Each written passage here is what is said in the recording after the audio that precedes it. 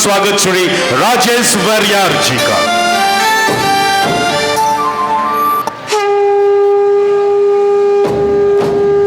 चिंतन मनन के इस सत्र को संचालित करने के लिए मैं बहुत ही आदर सहित मंच पर आमंत्रित करना चाहूंगा श्रीनाथ विश्वविद्यालय की सहायक प्राध्यापक श्रीमती रचना रश्मि जी और सहायक प्राध्यापक श्रीमती शिवांगी जी।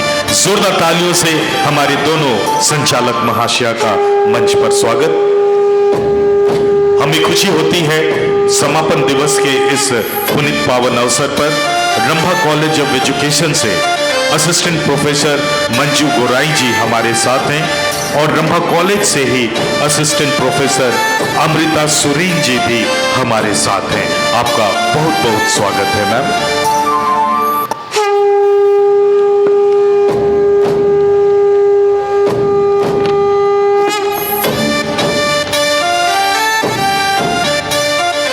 तो आइए एक बार मंच का हम स्वागत करते हैं जोरदार तालियों के साथ।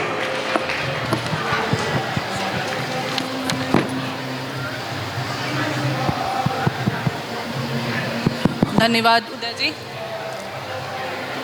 9वां अंतर्राष्ट्रीय श्रीनाथ हिंदी महोत्सव अपने अंतिम पड़ाव की ओर बढ़ चला है। आज महोत्सव का तीसरा दिन है। लगातार 3 दिनों से चिंतन मनन सत्र यहाँ चल रहा है, जहाँ हम सब विद्वान वक्ताओं को अलग अलग विषयों पर चर्चा करते हुए सुन चुके हैं।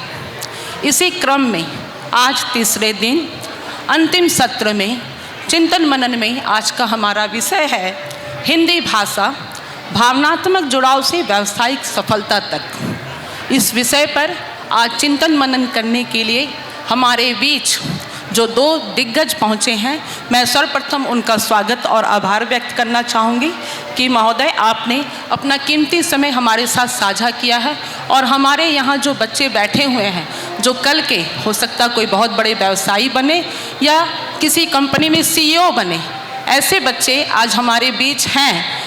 इनके भविष्य के बारे हम यहाँ संभावनाएं व्यक्त कर रहे हैं और इन संभावनाओं पर मुहर लगेगी हमारे वक्ताओं के विचार विमर्श के बाद, क्योंकि ये विचार विमर्श सीधे सीधे आपसे संपर्क साधेगा, क्योंकि आप कल के भविष्य बनाने के लिए यहाँ बैठे हैं।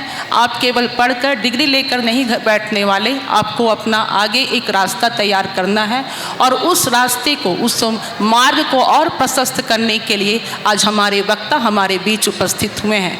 तो यह सत्र केवल और केवल युवाओं आपके लिए है।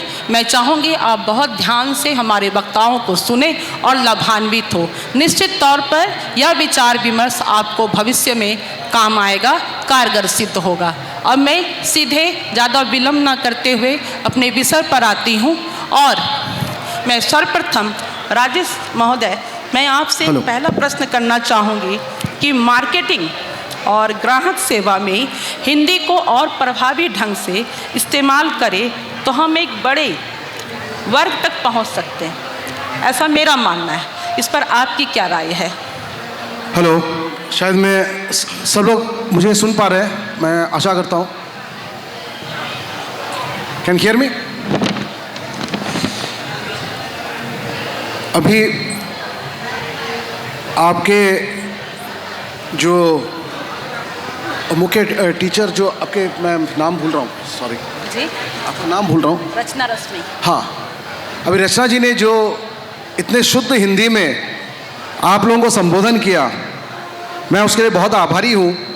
और मैं सही बता रहा हूँ आपको कि मैं बड़े काफ़ी सालों बाद इतने शुद्ध हिंदी में किसी को इतना अच्छा स्पीच देते हुए सुना। मैं इसके लिए काफ़ी हद तक आभारी हूँ। मैं कुछ भी इनका जो सवाल था उसका जवाब देने से पहले मैं ये कहना चाहता हूँ कि मुझे अभी याद है कि मैं 12वीं कक्षा में मुझे सबसे ज़्यादा नंबर हिंदी में मिला था और उसके बाद हिंदी के साथ जो लिखा पढ़ी वाला जो तालमेल है वो थोड़ा सा पीछे रह गया, क्योंकि हम लोग कर्म जीवन में सबसे ज़्यादा अंग्रेजी का उपयोग करते हैं। मैं यहाँ आने से पहले मेरा जो कलीग है संतोष, मैं उनसे यही बोल रहा था कि आज हम लोग कम से कम 24 घंटे के लिए ये तो इतना तो हम लोग एक अपने आप से वादा करेंगे कि हम लोग आज के दिन खाली हिंदी का ही उपयोग करेंगे। अच्छा, हिंदी के बारे में अगर मैं बोलूं तो पीछे जितने लोग खड़े हैं उनके लिए भी कुछ इंटरेस्टिंग बातें हैं कि हिंदी का जो है हमारे भारत में, ये पूरे भारत में लागू करना है कि नहीं, इसको लेके आज़ादी से पहले से ही डिबेट चालू हो गया था। अब एक शब्द डिबेट तो मैंने तो अंग्रेजी का यूज़ कर चुका। अब इस 24 घंटे में अब मैं गिनती करूंगा कि अंग्रेजी का कितना शब्द मैंने इस्तेमाल किया। तो आज़ादी से पहले की ये जो सोच है, ये हमारे जो पार्लियामेंट है वहाँ पर भी डिबेट का विषय हो गया। ऐसा होते होते 24 सितंबर 1949 को अल्टीमेटली ये हमारे जो पार्लियामेंट है, इन्होंने ठीक किया कि इसको ऑफिशियल लैंग्वेज माना जाएगा। और इस 24 सितंबर के बाद करीब 4 महीने बाद 26 जनवरी 1950 की बात है कि हमने, यानी कि भारतवासी ने भारत के लिए एक नया संविधान जो है अपने आप को सम्मानित किया। That is called the constitution of India को हमने एडॉप्ट किया। इसके साथ साथ आर्टिकल 343 के तहत हिंदी भाषा को पहला ऑफिशियल लैंग्वेज के तौर पर जो है हमने इसको एडॉप्ट किया। अब देखिए, अब मैडम का जो प्रश्न था मैं उसमें सीधी सीधे आता हूं कि हम फिर अंग्रेजी का इस्तेमाल क्यों करते हैं। हमारा देश आज़ाद हुआ, आज़ादी के बाद आगे जो भी काम करना था हमें और आगे बढ़ना था, इसमें यह बहुत ज़रूरी था कि अंतर्राष्ट्रीय जितने देश उन सबके साथ कम्युनिकेट करना। अब उनके साथ जो हमारा जो भी व्यापार का विषय है, इसका आदान प्रदान के लिए बहुत जरूरी था कि एक कॉमन भाषा की जरूरत थी। तो हमारी ये एक तरह से मजबूरी थी कि अंग्रेजी का हम लोग उपयोग करें। अब देखिए, हम जो हिंदी भाषी हैं, हम इसमें भी बहुत ज़्यादा समर्थ है कि इंग्लिश को भी एक हिंदी शब्द में हम अंग्रेजी बोल के इसको भी हमने जो है अच्छी तरह से हमने इसको मिला लिया अपने साथ। अब आगे की कहानी यह है कि 1950 से लेके 75 वर्ष तो निकल गया संविधान का। हिंदी की जो यात्रा है उसमें उर्दू और जितने सारे रीजनल लैंग्वेज है और सबसे ज़्यादा संस्कृत, इसका तो को धीरे धीरे करके काफ़ी सारे शब्दों का तो चयन हुआ। कुछ इधर उधर आप देखेंगे तो कुछ अंग्रेजी का शब्द का भी हमने उसको कस्टमाइज, जिसको इंग्लिश में बोलते हैं, करते हुए हिंदी में चालू किया। अच्छा, आज भी जो लोग हिंदी में रुचि रखते हैं, मैं तो मैडम की तरह इतना ज़्यादा हिंदी का ज्ञान नहीं रखता हूँ, तो मैं इतना कहूँगा कि किसी को भी मौका मिले तो आप लोग जरूर मुंशी प्रेमचंद की कुछ कहानियाँ आप जरूर पढ़िए, उपन्यास जरूर पढ़िए। वो उस ज़माने में भी इतना आगे का सोच रखता था कि आज के मोबाइल के ज़माने में जो टेक्नोलॉजी का इस्तेमाल है, उन्होंने सोच विचार करके कुछ एक उनके जो उपन्यास है उसमें भी डाला गया था। 2-4 लाइन आपको उसमें मिलेंगे। तो मैं अब ये इनके सवाल में सीधा सीधा जवाब पे आता हूँ कि आज के ये बिजनेस युग में हिंदी का कहाँ का उपयोग है। तो आमतौर पे हमें दिखता नहीं है, लेकिन मैं इतना बोलूँगा कि आप कोई भी सरकारी काम के लिए जाइए, कहीं भी फॉर्म भरिए, सरकार ने इतना तो किया है कि जितने कुछ फॉर्मेट्स अंग्रेजी में अवेलेबल है, उतना ही सारे के सारे चीज़ हिंदी में भी उपलब्ध है। आपको संविधान ही सही अंग्रेजी में पढ़ना हो तो पढ़िए, नहीं तो हिंदी में भी वैसे ही के वैसे हैं। और इसके अलावा अगर आप लोग कोर्ट कचहरी में अगर हैं, अगर उसकी कभी ज़रूरत पड़े तो थोड़ा बहुत हिंदी का ज्ञान रखिए, क्योंकि वहाँ इतने कठिन शब्दों का इस्तेमाल होता है कि थोड़ा बहुत अगर हिंदी का ज्ञान नहीं हो तो वो घूमते रह जाएगा वहाँ पे। आज भी आप MP देख लो, उत्तर प्रदेश देख लीजिए, ये सब हिंदी बहुमूल प्रदेश है। बंगाल देख लीजिए, बिहार देख लीजिए, छत्तीसगढ़ देख लो, राजस्थान, इवन हरियाणा, बहुत सारी जगह पे हिंदी का इस्तेमाल आम तौर पे कोर्ट में भी होता है एज एन ऑफिशियल लैंग्वेज। अच्छा, ये तो हमारे साउथ के कुछ स्टेट्स हैं जहाँ पे इतने सारे ऑफिशियल लैंग्वेजेस हिंदी के बाद जब एक से एक करके करते हमारे जो संविधान में लिया गया, तो वो जितने भी प्लेंट सब शुरू में लिखते हैं वो अपने रीजनल लैंग्वेज में लिखते हैं, क्योंकि उनका पता है कि आगे जब सुप्रीम कोर्ट तक जाएगा तो उसका अनुवाद करना जरूरी होता है, और वहाँ भी हिंदी भाषा का बहुत बड़ा उपयोग होता है। आज मैं बता रहा हूँ आपको, दुनिया के किसी भी भाषा में लिखा हुआ कोई भी लेख अगर भारत में आके अगर सुप्रीम कोर्ट या हाई कोर्ट कहीं जाना है तो पहला अनुवाद हिंदी में ही होना पड़ेगा। वो सीधा अंग्रेजी में होता तो जरूर है, लेकिन उसका मूल अर्थ निकालने के लिए एक बार हिंदी में भी अनुवाद करके वो वहाँ पे उनके पास कॉपी रहता है। जो जानकार है उनको पता है कि इस तरह के रिकॉर्ड्स बनते हैं। तीसरा बता रहा हूँ कि आप लोग के बीच में जितने लोग यूपीएससी की तैयारी करते हैं, मैं बता रहा हूँ यूपीएससी तक पहुँचने का एक बहुत सरल उपाय है कि हमारे देशीय जितने भाषा है उसमें पढ़ाई कीजिए, उसमें लिखिए, उसमें नंबर ज़्यादा आएगा और आगे बढ़ना भी इजी है। अंग्रेजी के चक्कर में रह जाओगे तो पीछे रह जाओगे। मैं अंग्रेजी को छोटा करके नहीं बोल रहा हूँ या ये नहीं कर रहा हूँ, वो हमें बहुत ज़रूरी है, आगे 50 साल बाद भी ज़रूरत पड़ेगा, क्योंकि अंतर्राष्ट्रीय स्तर पे कोई भी काम को आगे ले जाना है, टेक्नोलॉजी को भी आगे ले जाना है, तो अंग्रेजी भाषा की बहुत ज़रूरत है। अब आता हूँ दैनंदिन रोज़मर्रा जो काम में हिंदी की कितनी ज़रूरत है। मैं कोई भी प्रोडक्ट लेके अगर मैं मार्केट में जाता हूँ, अगर बेचना पड़े या किसी को समझाना पड़े तो सीधा सीधी हिंदी, बंगला, मलयालम, तमिल, तेलुगु जितने भाषाएं लोकल लैंग्वेज में बात करना जरूरी पड़ जाता है। वहाँ एक आम आदमी को आप अंग्रेजी में समझाते जाओ, मैनुअल देख के उसको समझाते जाओ, वो बेचारा कुछ नहीं समझेगा, वो आधा समझ के फिर घर चला जाएगा। आप सोचेंगे कि मेरे से गलती कहाँ हुआ। तो ये बहुत ज़रूरी है कि हम जितना सरल तरीके से हिंदी का उपयोग करें, इसी में लाभ है। आप बैंक में जाइए, कोई भी बिजनेस ऐसा नहीं कि जो बिना बैंक से काम हो। हमें डेली बैंक से आदान प्रदान करते रहना है, बहुत सारे पेपर वर्क चलते रहते हैं, कम्युनिकेशन चलता रहता है। तो वहाँ भी अगर सरल रूप से बात करना हो तो लोकल लैंग्वेज में बात कीजिए, भले पेपर कोई भी लैंग्वेज में मूव करे। क्यों सर, आप मानते हैं कि नहीं? बिल्कुल सर, बिल्कुल ठीक आप कह रहे हैं। तो ये इसी तरह से होता है। अब हिंदी का आगे जाके कितना उपयोग होगा, जितने ऐड है, successful advertisements, TV commercial, Hindi में अगर नहीं हो तो उसकी टीआरपी 0 पे आ जाएगी। तो आप समझ रहे हैं ना हिंदी का महत्व क्या है।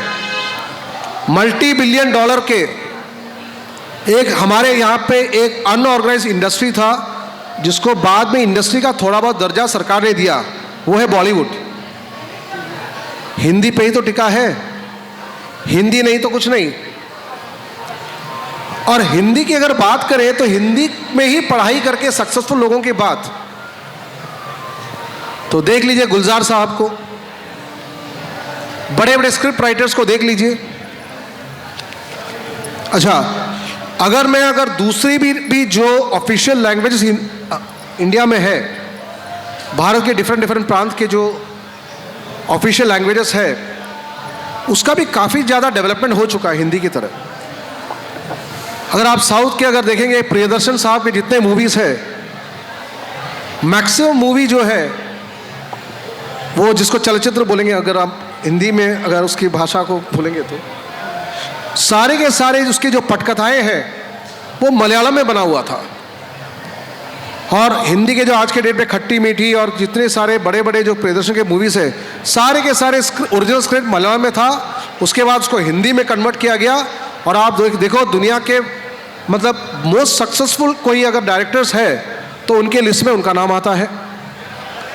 दूसरे आप पंजाब के तरफ से हो या दूसरे जो बंगाल के तरफ से, पीछे जितने भी successful directors, film directors, producers रहे हैं, उनका रीजनल लैंग्वेज में इतनी जोरदार पकड़ है, तो उनके जो सक्सेस है, उनके सफलता का पीछे का राज क्या है कि वो रीजनल लैंग्वेजेस को बहुत ज़्यादा इज्जत दिए थे, उनकी गरिमा को बनाए रखा, और साथ ही साथ हिंदी को भी उतना ही उन्होंने इज्जत दिया, गरिमा को बढ़ा के रखा।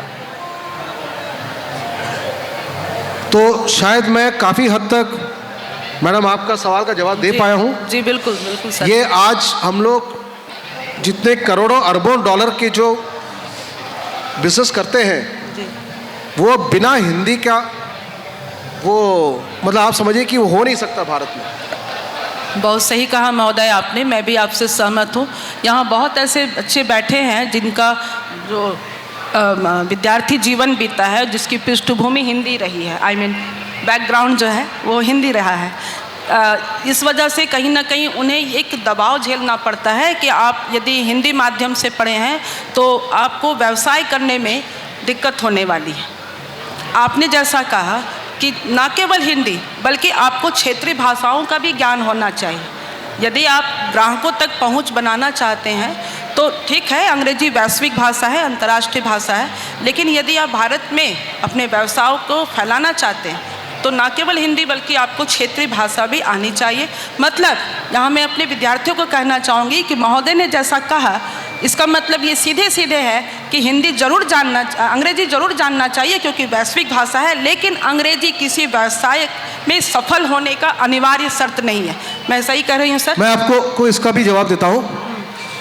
मैं आपको बता रहा हूँ कि केवल एक हिंदी भाषा को ही आधार करते हुए जी काफ़ी सफलता की ऊंचाई तक पहुँचने वाले हमारे बिहार से लेके यूपी से लेके कुछ ऐसे उद्योगपति हैं जिन्होंने अंतर्राष्ट्रीय स्तर पे हिंदी को ही लेते हुए काफ़ी बड़े बड़े मल्टीनेशनल या इंडियन इंटरनेशनल कंपनीज की स्थापना की है। उसमें से एक नाम मैं बताऊंगा, एल्केम। एल्केम लेबोरेटरीज की जो मालिक का शुरुआत है वो बिहार के मूल निवासी है। और इसके अलावा मैं दूसरे एक दो कंपनीज की और बात बता सकता हूँ, फार्मास्यूटिकल्स फार्मा कंपनीज की, जिनका अभी एक कंपनी और मैं नाम भूल रहा हूँ एल्केम को छोड़ के, वो भी बहुत बड़ी कंपनी है, अंतर्राष्ट्रीय स्तर पे बहुत अच्छा कुछ किया है।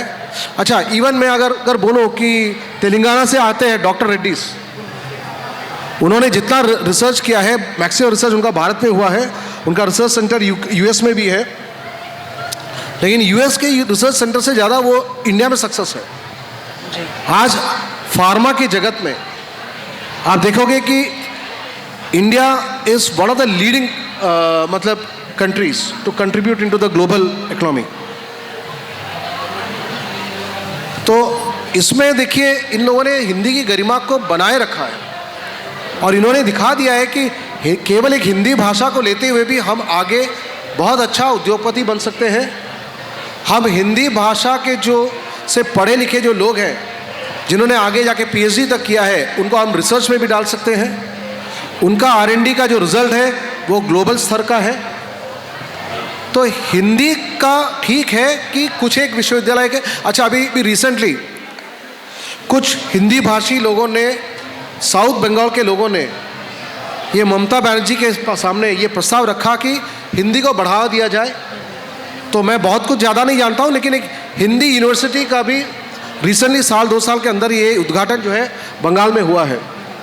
अब उसका कहाँ तक उसकी जो है काम आगे बढ़ा है वो मुझे अभी खबर नहीं है, लेकिन एक हिंदी यूनिवर्सिटी की स्थापना हाल फिलहाल में हुई है। तो अब वहाँ से जितने छात्र निकलेंगे, और ज़रूरत है कि वहाँ से भी अच्छे अच्छे उद्योगपति निकलेंगे आगे जाके, छोटे हो बड़े हो। मैं अभी आदित्यपुर होते हुए आ रहा था, तो यहाँ मल्टी ब्रांड्स के काफ़ी सारे काउंटर्स हैं, जिसमें से आप देखेंगे कि जैसे विशाल वेगा मार्ट और इस तरह के लोग हैं। आप इनके एंटरप्रेन्योर्स के बारे में अगर सोचेंगे तो ये सब जो है इनकी पढ़ाई वगैरह शिक्षा जो है हिंदी से ही शुरुआत हुई है। ये कोई विलायत से पढ़ के आने वाले लोग नहीं है। तो और आप अगर आज ऐसे भी देखेंगे कि हमारे देश के प्लानिंग में प्लानिंग कमीशन से लेके जितने लोग हैं उनके पीछे का हिस्सा देखेंगे, वो सब मैक्सिमम गवर्नमेंट स्कूल से पढ़े हुए लोग, हिंदी मीडियम या लोकल जो जितने क्षेत्रीय भाषा है उस मीडियम से पढ़ के आने वाले लोग हैं। अब इसका मतलब नहीं कि उनका अंग्रेजी के ऊपर उसका कमांड कमज़ोर है, दे आर क्वाइट स्ट्रॉन्ग। तो भाषा खाली एक जो है एक दो आदमी या एक समूह के बीच में एक अपनी मन की बात को आगे रखने का बस जरिया मात्र है। अब उसमें जितना काम किया जाए उसकी सुधार उतनी ज़्यादा होगी। बिल्कुल बिल्कुल। क्यों? बिल्कुल सर, आप ठीक है। वैसे कहना चाहूँगा कि राजेश जी ने सब कुछ कवर कर लिया है, जो नहीं, सब कुछ हिंदी तो cover साहित्य नहीं के अंदर सकता अगर कहा जाए या हिंदी लैंग्वेज के बारे में करें। ऑल थॉट मैं डिजिटल मार्केटिंग का बंदा हूँ, तो डिजिटल मार्केटिंग अकॉर्डिंग अगर आप देखेंगे आज भी 57% कंटेंट जो है, जो OTT पे या वेबसाइट पे कहीं पे भी अवेलेबल है, वो हिंदी के अंदर है, जो एक सबसे ज़्यादा ऑडियंस को अट्रैक्ट करता है। आज के टाइम में अगर आप देखो, अगर मैं एजुकेशनल फील्ड में भी देखता हूँ, तो आपने एक फिल्म देखी 12th फेल जो अभी आई थी, उसके अंदर आप देखेंगे जो लड़का था जो स्टडी कर रहा था वो बेसिकली हिंदी मीडियम में था।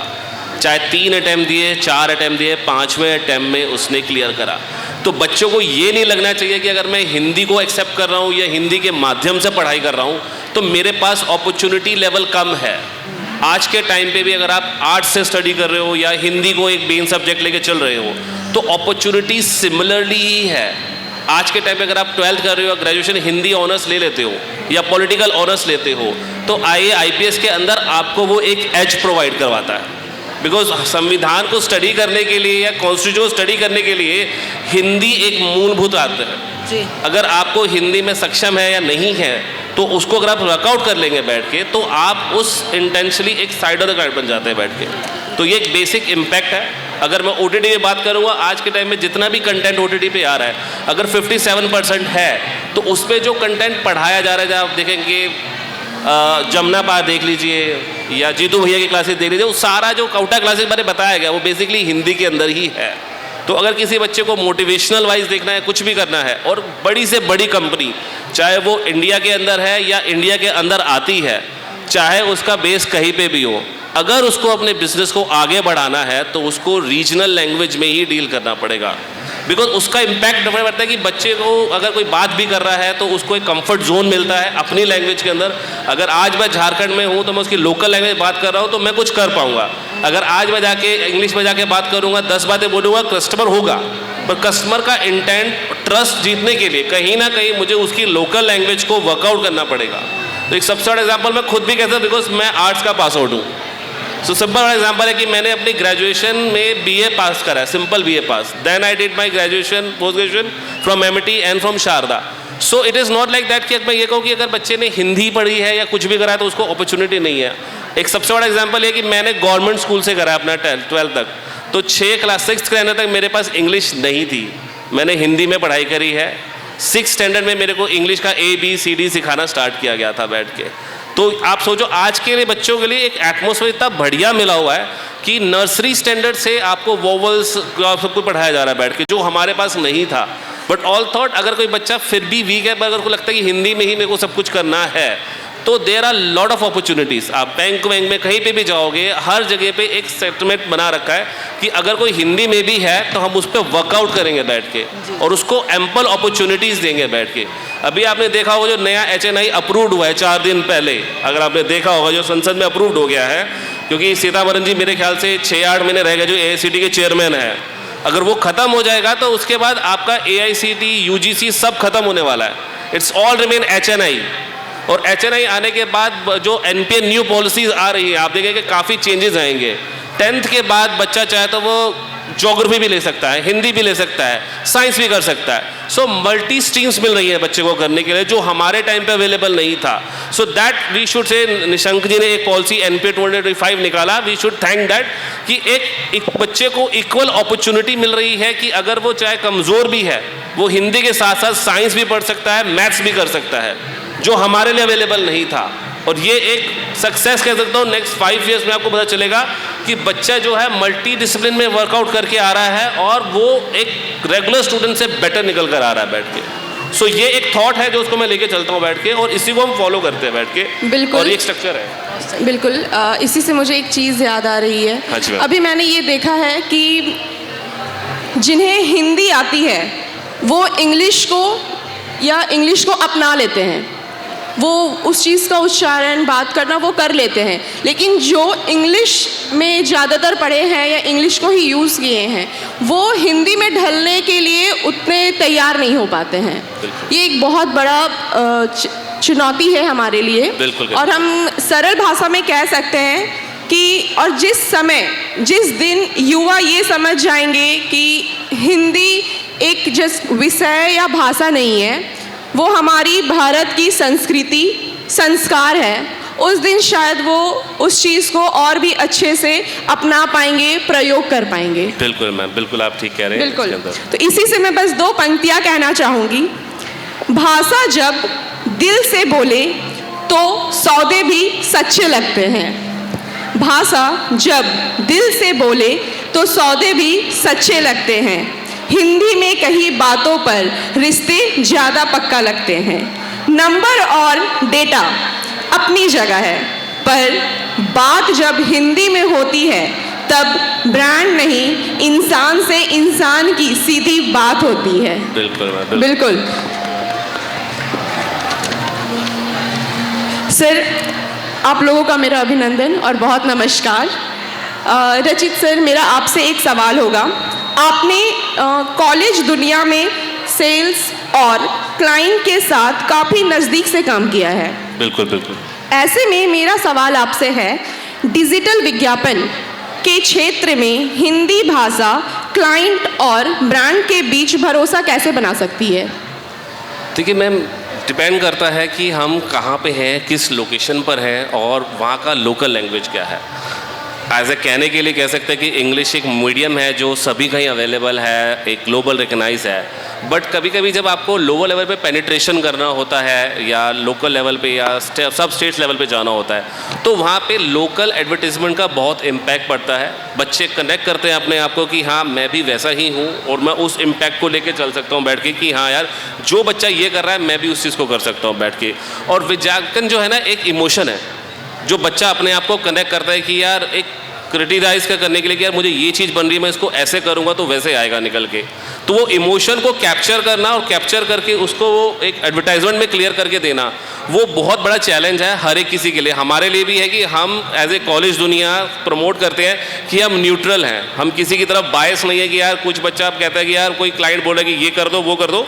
सो वी ऑल्सो सी दैट कि हम बायस ना हो जाएं और बच्चों को करेक्ट इन्फॉर्मेशन प्रोवाइड करवाएं जो कॉलेज के एडमिशन प्रोसेस के लिए रिक्वायर्ड है। और उसके लिए हमने काफ़ी सारी चीज़ें करी है। जैसे आप देखोगे हमारे पोर्टल पे जाके 2 लाख से ज़्यादा रिव्यूज़ अवेलेबल हैं बच्चों के, और ऑथेंटिक रिव्यूज़ हैं जो बच्चे ने मल्टीपल पैरामीटर्स पे कॉलेज को एडजस्ट करा है, प्लेसमेंट पे, एकोमोडेशन पे, सोशल लाइफ के ऊपर, एकेडमिक्स के ऊपर। सो जब बच्चा कहीं पे डिसाइड कर रहा है किसी एडमिशन को लेने के लिए, तो कॉलेज दुनिया उसको एक हेल्प करता है, एक tool wise, even though advertisement के थ्रू बात कर ले या लोकल वाइज कर ले या एक सर्च कर देंगे, तो उसको बेस्ट ऑफ द इंफॉर्मेशन मिलता है through the advertisement and through the understanding कि जिस किसी विषय में या किसी लैंग्वेज में मैं जा रहा हूँ या किसी भी कोर्स को मैं सर्च कर रहा हूँ, उसकी बेस्ट अपॉर्चुनिटी क्या है आफ्टर करने के बाद में, और उसका प्रोसेस क्या है जिसको मुझे फॉलो करना है उस पाथ पे जाने के लिए। चाहे वो IA हो, IPS हो, हर चीज़ अवेलेबल है कॉलेज दुनिया के प्लेटफॉर्म पे। आप प्रेप पे भी देख सकते हैं, IAS पे प्रिपरेशन देख सकते हैं, प्लस बेसिक से बेसिक कोर्स के अकॉर्डिंग भी आप सर्च करके देख सकते हैं कि उसकी अपॉर्चुनिटी क्या है। बिकॉज आज के टाइम पे प्रॉब्लम क्या है कि कॉलेजेस के अंदर हम देखते हैं या इंस्टीट्यूशन में देखते हैं, स्किल ट्रेनिंग बहुत कम है। हम क्या कर रहे हैं, बुकिश नॉलेज पे वर्कआउट करते हैं, हम प्रैक्टिकल्स करवा रहे हैं। लेकिन आज के टाइम पे अगर आप देखो, जो जैसे नरेंद्र मोदी जी ने निकाला है कि India should be skill India, तो स्किल को डेवलप करना पड़ेगा। बिकॉज 12वीं करने के बाद बच्चे में वो स्किल अवेलेबल नहीं है जो उसको एम्प्लॉयमेंट प्रोवाइड करा पाए, और ये सबसे बड़ा चैलेंज है इंडिया के अंदर ओवर द लास्ट 4 years में जो हर कोई फेस कर रहा है। So I always say that institution की आप स्किल एजुकेशन पे ज़्यादा वर्कआउट करें, so that after a year और सो समथिंग द स्टूडेंट जो है वो स्किल इतना वो कि वो कुछ अर्न कर पाए और आगे चीज़ों को वर्कआउट कर पाए बैठ के। जो मेरा थॉट इसके अंदर है, इसके अंदर एडवर्टाइजमेंट को हमें डिफरेंट चैनल्स के थ्रू प्रमोट करना चाहिए और बच्चों को बताना है। बिकॉज बच्चे का थॉट नहीं है कि मुझे क्या करना है, उसका ये कि यार मुझे तो X चीज़ करनी है या Y चीज़ करनी है। But we have to understand कि हमें उसका रिक्वायरमेंट उसको किस लेवल पे है और हमें क्या प्रोवाइड करवाना है, सो दैट वो आगे जाके जो है प्लेसेबल बन जाए। ये एक चैलेंज है जो आज के टाइम पे हर एक इंस्टीट्यूशन के साथ भी आ रहा है, बिकॉज हम बच्चे को एडमिशन तो देते हैं, उस टाइम पे वी नो दैट कि हमें एडमिशन, बट आगे जाके वो चैलेंजेस जो फेस करना चाहता है, बिकॉज उसका करियर आज स्टार्ट नहीं होगा, उसका करियर आज से 3 साल बाद या 4 साल बाद स्टार्ट होगा। तो मुझे एज ए इंस्टीट्यूशनल अगर मैं बात करूँ तो उसको रेडी करना है नेक्स्ट 4 ईयर्स के लिए। तो advertisement is one part, but advertisement के साथ साथ वी हैव टू सी कि मैं बच्चे की लाइफ फिट के अंदर क्या इनपुट प्रोवाइड करवा रहा हूँ, सो दैट वो उस लेवल को वर्कआउट करके आगे पहुँच के जो है अपने आप को वर्कआउट कर पाए। जी बिल्कुल, आपका बातों से यही समझ में आया कि जो युवा जो बच्चे हैं वो बस कुआं के मेढक बन के रहे हैं, उन्हें समंदर दिखाना अभी बाकी है। बिल्कुल मैम। तो बहुत बहुत धन्यवाद सर आपके विचार के लिए। रचना मैम। रचित सर, मैं आपसे एक छोटा सा सवाल पूछना चाहूँगी। जी मैम। कि आप जहाँ पर काम कर रहे हैं, जाहिर सी बात है वहाँ वैसे बहुत सारे लोग होंगे जिनकी अंग्रेजी पे भी बहुत अच्छी पकड़ होगी और कुछ लोग हिंदी पृष्ठभूमि से होंगे। तो ऐसे में क्या एक टीम को एक साथ काम करने में क्या कोई दिक्कत होती है? क्योंकि दोनों 2 बैकग्राउंड के लोग हैं, दोनों की पृष्ठभूमि अलग है, दोनों का जो पठन पाठन हुआ है अलग अलग वातावरण में हुआ है। ऐसे में एक टीम किस तरह से काम करती है? क्या टीम बनने में कोई असुविधा होती है? हाँ जी। क्या दलीय भावना बनने में कोई असुविधा होती है? नहीं मैम, ऐसा कुछ नहीं है। देखो इंडिया एक सांप्रदायिक का देश है, इसमें ऐसा कुछ नहीं है कि मल्टीपल लैंग्वेजेस हैं, हर किसी को इक्वल अपॉर्चुनिटी मिल रहा है। सो टीम के साथ काम करने में एक ऐसा होता है कि यार दोनों का एक सहयोग है, आप एक दूसरे की हेल्प करते हैं, जिसकी जहाँ पे लिमिटेशन है उस चीज़ के अकॉर्डिंग।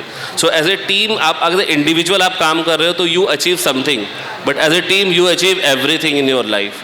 सो हर की एक लिमिटेशन भी है और हर एक का एक प्रोमिनेंट भी है। सो एज ए टीम हमें दोनों को लेके साथ चलना पड़ता है कि किसका क्या फोटे है, जिसके अकॉर्डिंग हम उसको काम दें और उसका बेस्ट आउटपुट निकालवा पाए। अब लोकल लैंग्वेज में जाऊंगा, अगर मैं जाता हूँ being as a Punjabi, so मैं पंजाब में बेटर हूँ, but if I come down to south और नॉर्थ ईस्ट जाऊँगा तो वो मेरा फोटे नहीं है। मैं मे भी जाके बात कर सकता हूँ, उस चीज़ को एक्सप्लेन कर सकता हूँ, बट जो दूसरा बंदा जो वहाँ का लोकल है, जो उसी लैंग्वेज में बात कर रहा है या हिंदी है हिंदी में बात कर रहा है, उसका ग्राउंड क्लियरेंस, ग्राउंड अंडरस्टैंडिंग और उस क्लाइंट की रिक्वायरमेंट क्या है, जिसके अकॉर्डिंग उस पर काम करना है, वो उसको बेस्ट सोल्यूशन दे पाएगा। मैं उसको एक रैंडम सोल्यूशन दे रहा हूँ जो केस स्टडी है कि मैंने पढ़ लिया कि यार ये प्रॉब्लम है, ये चीज़ होगी तो ये कर देंगे, बट ग्राउंड रियलिटी में उसी लोकल को पता है जिसने काम करा है, वो उसको बेस्ट इनपुट दे पाएगा जिससे टीम का वर्कआउट होगा। तो उसके अकॉर्डिंग हम साथ साथ चलते हैं कि यार हर रीजन में एक बेसिक लैंग्वेज वाइज बना रखा है और वो उसका सपोर्टिव है। अगर मैं साउथ में जाऊंगा, मैं अगेन से बेंगलोर में इतना इशू नहीं है, बेंगलोर में देयर इज एक्सेप्टेंस, कुछ लोकेशन को छोड़ दिया जाए, जैसे मैंने क्या कहते हैं इलेक्ट्रॉनिक सिटी चले जाओ, आप साउथ में चले जाओगे, लेकिन जेपी जाओगे, 6 क्रॉस रोड जाओ, 7 क्रॉस रोड जाओ, सो प्रॉब्लम है वहाँ पे लैंग्वेज बैरियर के अंदर बैठ के। वहाँ पे देखा जाता है when you go down to Calcutta, lake city छोड़ दीजिए, हंगरफोर्ड सीट चाहिए, वहाँ से चाहिए, वहाँ पे आपको बाइफिकेट किया जाता है। तो एज ए कंपनी हम ये सोचते हैं कि वी शुड सी दैट कि हम उस लोकल लैंग्वेज के पर्सन को भी इक्वल अपॉर्चुनिटी दें जो नेशनल लेवल पर भी है। और there are lot of example जहाँ पे देखेगा कि एक छोटी सी कंपनी जो बिहार में है या छोटी सी कंपनी दिल्ली के भाई में लोकेशन पे है और वो एक 4 से 5 साल के अंदर एक बहुत बड़े कंपनी बन गई। सबसे बड़ा एग्जाम्पल फिजिक्स वाला ले लीजिए, लखनऊ के अलग जी है, क्या करा था बैठ के, सिंपल सा एक यूट्यूब चैनल चलाया था, आज 3500 करोड़ की कंपनी है, हिंदी में प्योर हिंदी में बात करते हैं। आप मिलेंगे ना, उनके पिताजी अभी भी यही कहते हैं, बेटा हिंदी में ज़्यादा अच्छा समझ आता है जो लोकल लैंग्वेज अंदर बैठ के। तो उसका कहीं ना कहीं इम्पैक्ट है और बच्चों को ये समझना चाहिए कि हिंदी कोई ख़राब नहीं है। हिंदी के अंदर बहुत सी चीज़ें हैं करने के लिए, इन टर्म्स ऑफ पोइट्री, जैसे सर ने कहा कि आप मुंशी प्रेमचंद जी की किताबें हैं पढ़ लो, बट अगेन मैं इस पर थोड़ा सा डिफर करता हूँ एनसीईआरटी से, बिकॉज मेरे को थोड़ा चैलेंज है कि यार एनसीईआरटी हो गया और यूजीसी का जो कंटेंट है वो 10 साल पुराना है, वो कभी अपडेट नहीं होता है। हम कहते हैं कि पीजीडीएम आएगा, पीजीडीएम में कर लेंगे बैठ के, वहाँ पे वर्किंग प्रोफेशनल मिलता है, बट कोर्स का कंटेंट जो है हमें as per the requirement change करना चाहिए। आज भी आप जाओगे, मुझे संधि विच्छेद पढ़ा जा रहा है, संस्कृत के अंदर पढ़ा रहा है, हिंदी में श्लोक दिए जा रहे हैं, पर वो हिंदी का वर्केबल स्ट्रक्चर बहुत कमज़ोर है। तो मुझे लगता है अगर हम हिंदी को बहुत प्रमोट कर रहे हैं, एक बहुत एक्सटेंसिव लेवल पर प्रमोट कर रहे हैं, तो मैं सोचता हूँ कि यार वर्किंग लेवल पे भी आना चाहिए। आज आप देखिए, कुछ दिन आप पहले देखेंगे एक एडवर्टीजमेंट देखिए, बेंगलोर के अंदर था कि एक एसबीआई के वर्कर ने वो हिंदी में बात कर रहा था, उसको बोला नहीं करना है बैठ के। पर वो कर रही थी लेडी बात के, तो वो चैलेंज है बैठ के। तो अगर हम हिंदी को प्रमोट करते हैं और अपनी नेशनल लैंग्वेज बोलते हैं कि हमारी राष्ट्रीय भाषा है, तो उसका सम्मान भी उसी तरह पे होना चाहिए, उसका एक्सेप्टेंस भी होना चाहिए। आज भी मैं कहता हूँ कि बोलते हैं कि हिंदी को हम एक्सेप्ट करते हैं हमारी है, बट आज भी आप छोटे छोटे अदर स्टेट में जाओगे वहाँ पे हिंदी एक्सेप्टेबल नहीं है। तो मैं तो ये सोचता हूँ कि गवर्नमेंट वाइज मैं कहना चाहूँगा कि एक राशनिंग होना चाहिए बेसिक लेवल पे, कि एक बेसिक अंडरस्टैंडिंग होनी चाहिए। आप बंदे को मूव कर रहे हो कहीं पे भी ट्रांसफर कर रहे हो, तो उसको एटलीस्ट बेसिक असेसमेंट मिले कि वो हिंदी एक्सेप्टेबल हो, क्योंकि वहाँ पे सभी के लिए चैलेंज आ जाएगा बैठ के। तो एज ए टीम मैं हमेशा ये लेके चलता हूँ कि अगर मैं किसी टीम को हायर कर रहा हूँ तो एक लोकल रिप्रेजेंटेटिव भी होना चाहिए और एक आउटसाइड भी होना चाहिए। तो जॉइंट काम करेंगे जहाँ पे दोनों को वर्कफोर्स मिले और दोनों को इक्वल अपॉर्चुनिटी मिले कि वो आगे जाके ग्रो कर पाए इसके अंदर। धन्यवाद महोदय। हेलो, जैसे इन्होंने कहा ऐसे काफ़ी एरिया है जहाँ पे छोटे छोटे कस्बे ऐसे एरिया अलग अलग स्टेट में मिलेंगे जहाँ हिंदी की जो उनकी जो एक्सेप्टेंस है काफ़ी कमज़ोर है। और ये तो देखिए, ये आमतौर पे बहुत लोगों ने इस चीज़ को ऑब्जर्व किया है। मैं बताऊंगा कि ये लोग थोड़े मूर्ख टाइप के लोग होते हैं जो हिंदी को एक्सेप्ट नहीं करता है। हिंदी को जहाँ एक्सेप्टेंस है उस एरिया का आप खाली डेवलपमेंट देखिए, और जिस एरिया में हिंदी की एक्सेप्टेंस बिल्कुल कमज़ोर है वहाँ की डेवलपमेंट देखिए। वो सही में कुएं के मेढक वो लोग हैं जो हिंदी को एक्सेप्ट नहीं करते हैं। आज मैं बता रहा हूँ, अब आप बैंगलोर एयरपोर्ट में देख लो, चेन्नई एयरपोर्ट में देख लो, जितने न्यूज़पेपर्स लगे हैं सुबह में वो फ्री है, वो मतलब पैसेंजर्स के लिए सारे के सारे अंग्रेजी न्यूज़पेपर हैं। आपको दिल्ली एयरपोर्ट में भी देख लीजिए, जितने न्यूज़पेपर्स मिलेंगे सब इंग्लिश में होंगे। हिंदी के कोई न्यूज़पेपर ठीक है हिंदुस्तान का भी मिल जाएंगे आपको, या वो क्या बोलते हैं कोई दूसरे एक आध दो लोकल हिंदी पेपर मिल जाएंगे, लेकिन उसकी खास प्रमोशन नहीं होती है, जबकि वहाँ हिंदी भाषी काफ़ी है। ये देखिए, हर इंडस्ट्री को समझना पड़ेगा कि देखिए जिस भाषा में बहुत सरल तरीके से कम्युनिकेशन हो सकता है उसका इस्तेमाल किया जाए। अच्छा, इंडिया में मैंने केरल के अंदर भी देखा है, दूसरे भी जगह पे देखा है कि जो लोग दूसरे स्टेट में रह चुके हैं और वो वापस अपने घर जा चुके हैं, उनके घर में भी कुछ कुछ बातें हिंदी के यूज़ करते हैं, मैंने आज के जनरेशन। क्यों? क्योंकि दोस्तों के साथ कॉलेज में यूनिवर्सिटीज़ में जहाँ पढ़ाई हुई है उनकी, वो हिंदी में बहुत ज़्यादा कंफर्टेबल थे, तो घर में आने के बाद भी हिंदी का इस्तेमाल हो रहा है। अब आप देखेंगे कि बंगाल में कुछ एक क्षेत्र है जहाँ पे हिंदी की कमज़ोर मतलब की रिप्रेजेंटेशन है, लेकिन वो लोग भी कहीं ना कहीं अपने लाइफ में समझ में आ जाता है उनको कि ये भाषा भी इम्पॉर्टेंट है। अच्छा, इसकी एक्सेप्टेंस क्यों कम है?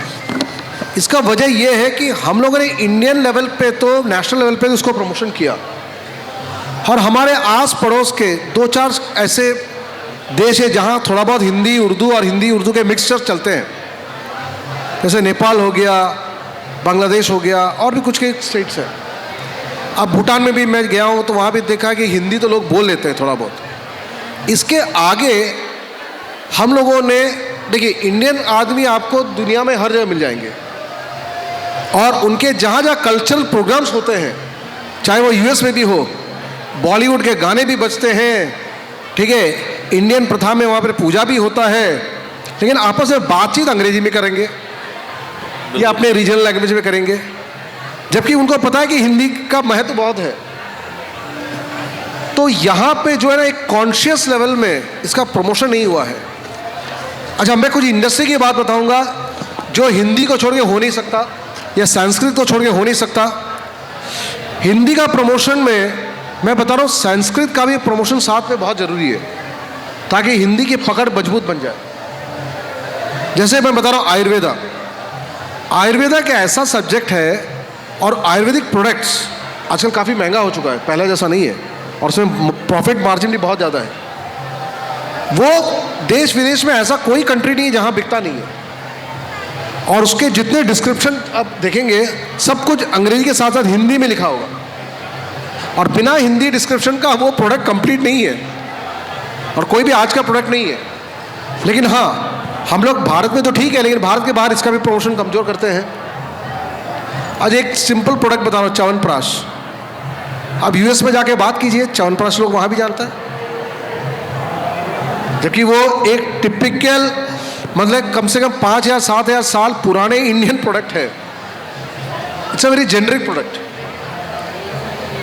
तो मैं बता रहा हूँ कि हिंदी का अगर हम लोग ढूंढेंगे और एक लिस्ट बनाएंगे तो अभी अगले 1 घंटे में हम लोग चाहे तो 100 या 125 ऐसे इंडस्ट्री का छोटे बड़े एक लिस्ट बना सकते हैं जो कि हिंदी भाषा से ही जुड़ा है। इन्होंने जैसे कहा कि डिजिटल मार्केटिंग, क्यों प्रिंट मीडिया में क्या हिंदी नहीं है? जितने भी स्लोगन बनते हैं प्रोडक्ट के वो क्या हिंदी में नहीं बनते हैं? जैसे पेप्सिको में जब मैं था तो डर के आगे जीत है, एक सिंपल सा लाइन था, हिंदी में था। अब आप उसको अंग्रेजी में कन्वर्ट करके देखो, वो चलेगा ही नहीं, वो हिंदी में ही चलना है उसको। और वो पता नहीं कहाँ कहाँ पर इस्तेमाल नहीं हुआ है। इस तरह के आप काफ़ी सारे टैगलाइंस आप देखेंगे बाकी बड़े बड़े प्रोडक्ट्स के, मल्टीनेशनल ब्रांड्स के, जो इंडिया में आके उसने स्थायी रूप में अपना जगह बनाया है because of Hindi taglines and Hindi बहुमूल्य माने स्टेट्स के वजह से। अगर यूपी, बिहार और कुछ स्टेट्स में अगर कोई प्रोडक्ट अगर सक्सेस नहीं है तो नेशनल लेवल में वो कभी सक्सेस नहीं हो सकता है। और वहाँ सक्सेस होने के लिए उसको हिंदी में ही जाना पड़ेगा वहाँ। तो आप देखो कि हिंदी का महत्व कितना है और ये आगे जाके बढ़ने वाला है, ये घटने वाला नहीं है। तो आज जो लोग, अच्छा मैं अभी बता रहा हूँ कुछ सब्जेक्ट्स के बारे में जो प्रोफेशनल सब्जेक्ट्स है, कोर्सेस जो है, जैसे लॉ हो गया। लॉ में हिंदी में अगर जो बहुत स्ट्रांग है, जो हिंदी में अपना तर्क रख सकता है, बाकी आप कितने भी बड़े दूसरे साइड में वकील आ जाए, कुछ भी आ जाए ना, उसको पानी पिला देगा। इवन कि साउथ से आने वाले या दूसरे स्टेट से आने वाले जैसे जजेस वगैरह है, उनको जब तक हिंदी में बढ़िया अनुवाद करने वाला नहीं मिलता है ना, तो उनको समझ में नहीं आता है कि आगे कौन सी धारा का क्या क्या उसको उत्तर देना है। ठीक है, तो ये जो तकलीफ़ें हैं, ये इसको सरल बनाने का माध्यम खाली हिंदी है। दूसरा मैं बता रहा हूँ कि जैसे मेडिसिन, आप चाइना चले जाओ या आप जापान चले जाओ, वो लोग मतलब एलोपैथिक मेडिसिन का भी पढ़ाई अपनी लैंग्वेज में करते हैं, हम यहाँ नहीं करते हैं। रशिया में चले जाइए, आपको MBBS का परीक्षा जो है रशियन में भी देंगे, आप अंग्रेजी में भी देते हैं। तो ऐसा नहीं कि कोई पढ़ाई हिंदी में नहीं हो सकता है। लेकिन हाँ, जो मैंने कहा इस थोड़ी देर पहले, 5-6 देश के अलावा या मैक्सिमम 10 ऐसे कंट्रीज होंगे, इसके बाहर हमने हिंदी को लेके नहीं गया। यही हिंदी अगर 50 देश में अगर एक्सेप्ट हो गया, मतलब जितने देश ऐसे हैं हमारे भूगोल में जहाँ जहाँ लोग गांधी जी का सम्मान करते हैं, वहाँ तक भी अगर मैं हिंदी को ले जाता हूँ तो भी भैया हिंदी का महत्व बहुत ज़्यादा बढ़ जाएगा। आज हम लोग जो चर्चा कर रहे हैं ना, ऐसा लग रहा है कि क्या हिंदी लुप्त तो नहीं हो रहा है। मैं उस तर्क में नहीं हूँ। मैं उस तर्क में हूँ कि हिंदी जो है अंग्रेजी या कोई अच्छा, अंग्रेजी के बाद सबसे ज़्यादा मतलब विदेशों में इस्तेमाल होने वाला एक लैंग्वेज है स्पेनिश, दूसरा मैंडरिन। मैं बता रहा हूँ इनके स्तर पे हिंदी को ले आने में बहुत ज़्यादा वक्त नहीं लगेगा। हम लोग अगर 1 पीढ़ी 2 पीढ़ी अगर काम करें या 1-2 जनरेशन भी काम करे, 10-20 साल मतलब, तो हिंदी बहुत आगे निकल सकता है। बिल्कुल। और आज आप बताओ, हॉलीवुड की ऐसी कोई मूवी नहीं है जो कि कम से कम 100-125 देश में वो लॉन्च नहीं करता है या डेब्यूट नहीं होता है और उसका वहाँ से कलेक्शन नहीं आता है। तो क्या वहाँ के लोग अंग्रेजी में देखते हैं? हाँ, सबटाइटल जरूर हो सकता है, लेकिन वो हिंदी ही होता है। आज आप बताओ, साउथ के कोई भी फिल्म आता है, बड़े बड़े मल्टी बजट वाले, कम से कम 5 लैंग्वेज में आज के डेट में रिलीज होता है, कम से कम। और ये वो बाहुबली और बाकी फिल्मों से तो ये ट्रेंड तो ज़्यादा बढ़ गया है। अब आप कांतारा देख लो, एक ऐसा रीजनल फिल्म जो कि वहाँ की संस्कृति से जुड़ा हुआ है पूरे कहानी, और वो कन्नड़ा में कितने लोग देखेंगे? उसकी मेजॉरिटी व्यूअरशिप जो है वो हिंदी में रहा है। ठीक है, और उसकी आप गाना सुन लीजिए, डायलॉग देख लीजिए, कुछ भी देख लीजिए, वो बहुत बेहतरीन है। सर बिल्कुल, आपकी बातों से ऐसा लग रहा है कि हिंदी महोत्सव का आपने उद्देश्य बता दिया। कि हम हिंदी महोत्सव इसलिए ही मनाते हैं। श्रीनाथ विश्वविद्यालय में इसे बनाने की ज़रूरत इसलिए ही पड़ रही है क्योंकि हिंदी एक भाषा नहीं है, ये लोगों को समझना पड़ेगा, तभी शायद हिंदी और बढ़ सकता है और हम उसको अपना सकते हैं। क्योंकि हिंदी है तो भारत है और भारत है तो हिंदी है।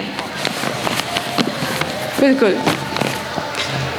मेरा अगला सवाल राजेश सराफी से है कि कॉरपोरेट क्षेत्र में हिंदी भाषा भावनात्मक जुड़ाव कैसे पैदा कर सकती है?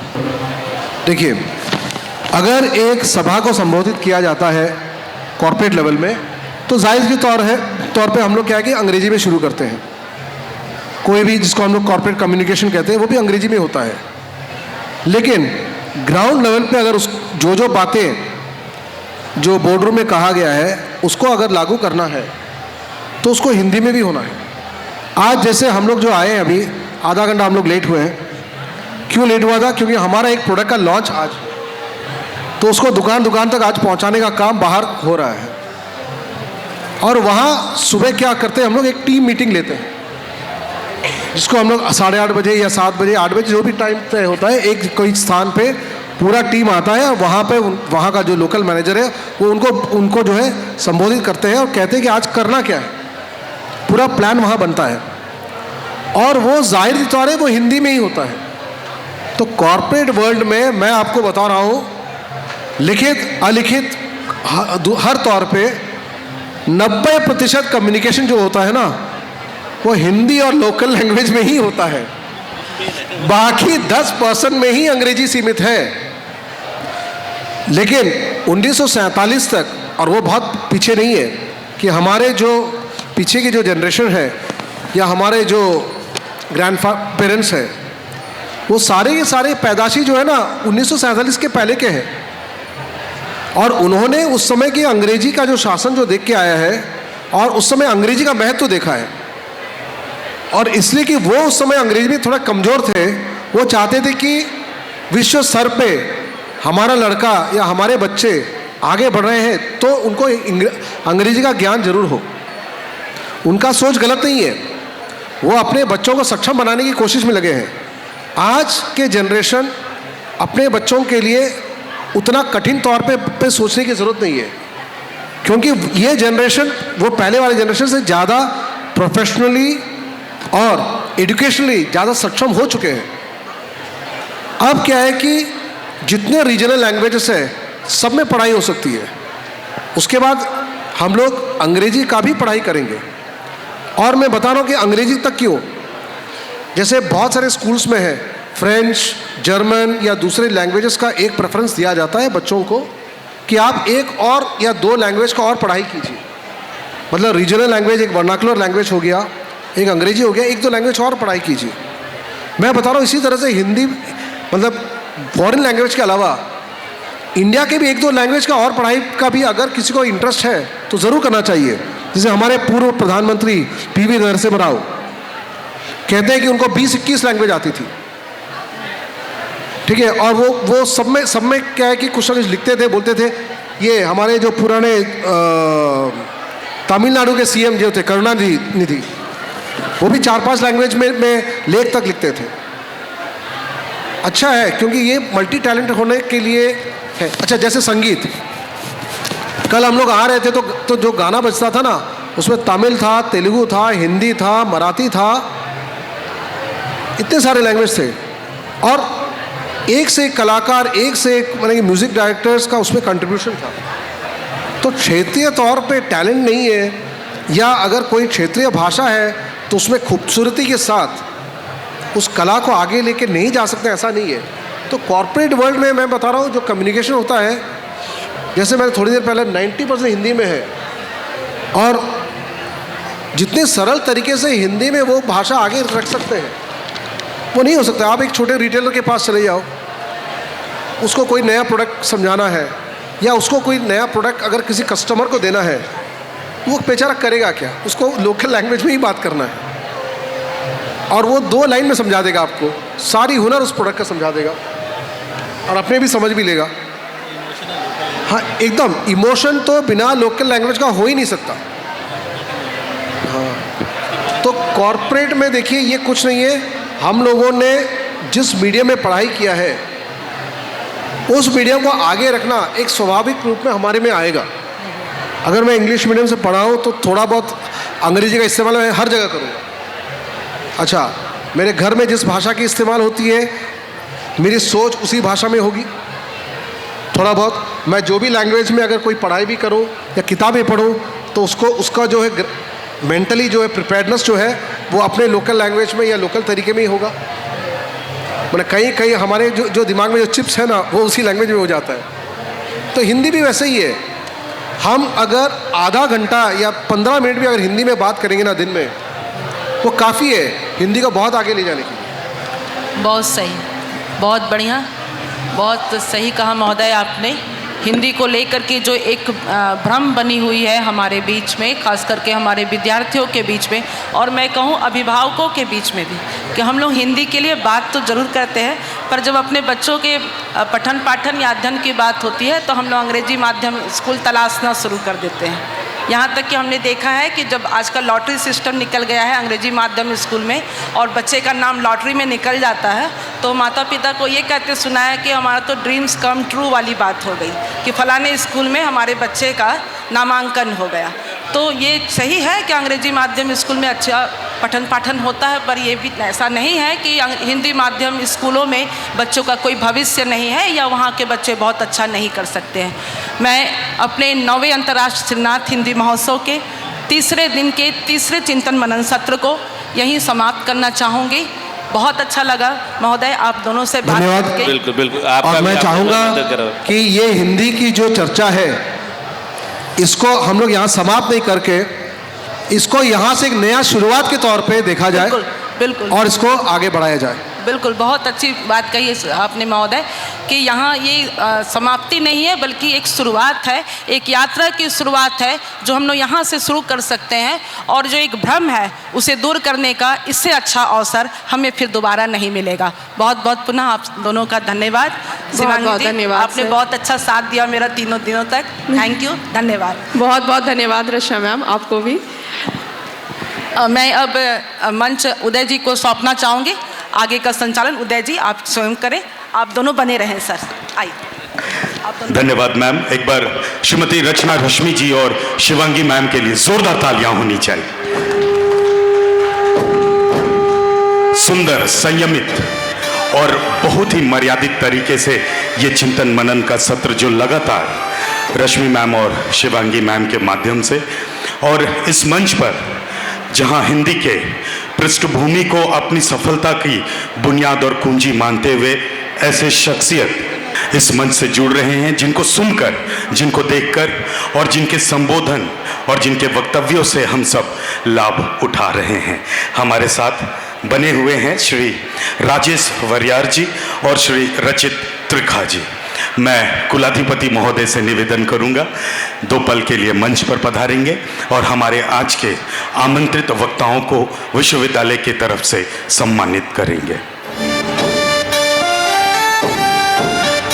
आवश्यक सूचना, प्रतियोगिता अद्भुत रस, कक्ष संख्या 108,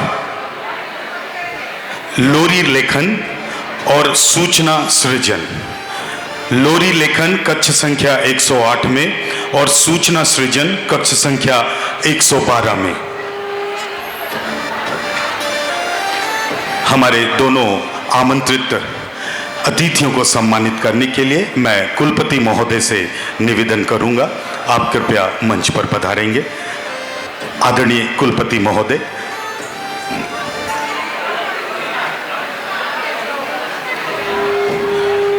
जैसा कि हम सबों को पता है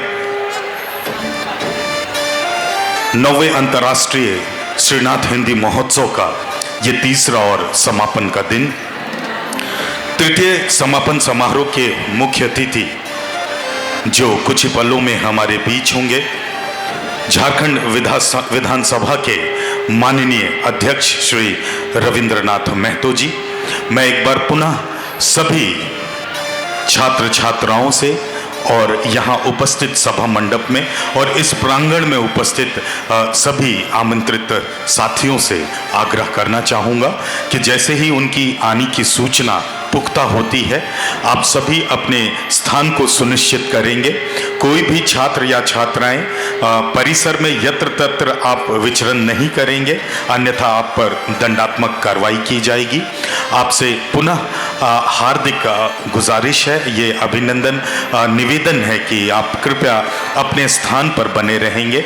मंच के करीब आकर किसी भी तरह की फोटोग्राफी लेने की आप कतई कोशिश नहीं करेंगे। हमारे व्यावसायिक फोटोग्राफर्स के द्वारा, प्रोफेशनल फोटोग्राफर्स के द्वारा गौरी शंकर जी और उनकी पूरी टीम जो इस 3 दिवसीय कार्यक्रम को अपना कवरेज प्रदान कर रहे हैं, आप कार्यालय से, विश्वविद्यालय के कार्यालय से संबंधित फोटोग्राफ्स और वीडियो प्राप्त कर सकते हैं। ये मौका है जहां हम मंच पर उपस्थित Shri Rajesh Variyar ji, vice president sales Keventer Agro Limited से हमारे बीच प्रमुख वक्ता के रूप में थे। जोरदार तालियों से पुनः उनका स्वागत और अभिनंदन।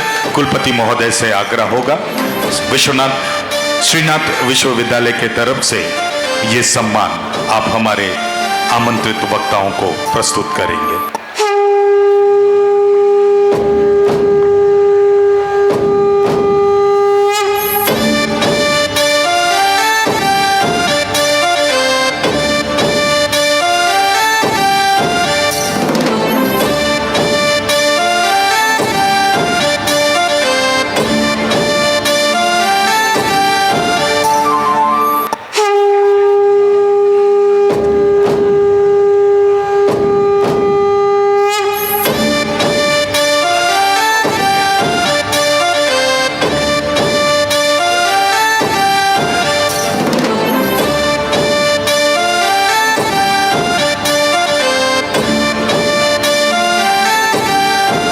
फाइन आर्ट्स के बच्चों के द्वारा हमारे अतिथियों की ये जीवन तस्वीर स्केच राजेश वरियार जी के लिए भी हमें खुशी होती है। स्वागत करते हुए assistant vice president sales college दुनिया से हमारे साथ हैं श्री रचित त्रिखा जी। ये सुंदर संयोग है कि ऐसे 2 सफल व्यवसायी जो किसी भी व्यवसाय के सफलता के पीछे कहीं ना कहीं हिंदी की सारगर्भिता को वो जरूरी मानते हैं और हिंदी के माध्यम से जीवन को सफल बनाते हुए, किसी भी चुनौतियों को स्वीकार करते हुए, उसे पार करते हुए सफलता के साथ अपनी मंजिल की तरफ हम कैसे बढ़ सकते हैं। ये सुंदर रचनात्मक चिंतन और मनन का सत्र, जहां भावनात्मक जुड़ाव से व्यावसायिक सफलता तक हिंदी भाषा के इस आवश्यकता को हमने जाना, समझा। विश्वविद्यालय के फाइन आर्ट्स के बच्चों के द्वारा श्री रचित त्रिखा जी की ये जीवन तस्वीर उन्हें समर्पित है और इसी बच्चे के द्वारा ये तस्वीर इनको प्रदान किया गया। सभी अतिथियों का बहुत बहुत आभार, अभिनंदन। श्री राजेश वरियार जी और श्री रचित त्रिखा जी, एक बार जोरदार तालियां होनी चाहिए और तालियां बजती रहनी चाहिए। धन्यवाद sir, thank you very much.